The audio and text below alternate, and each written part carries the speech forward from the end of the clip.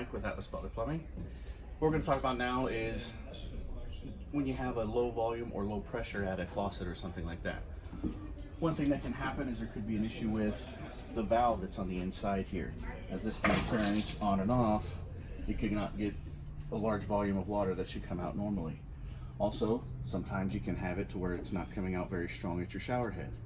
Could be an indication that you have scale buildup or calcification of the piping that is happening over time.